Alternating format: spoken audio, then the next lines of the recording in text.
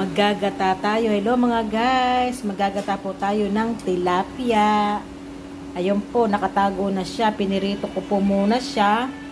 Nilagyan ko ng talong at saka ng lettuce.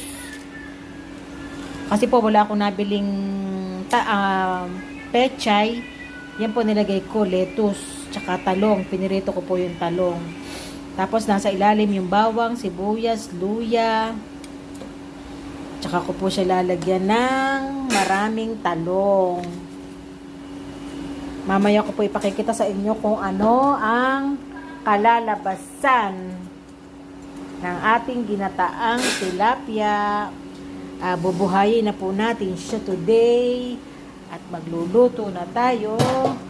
Happy Friday po sa ating lahat.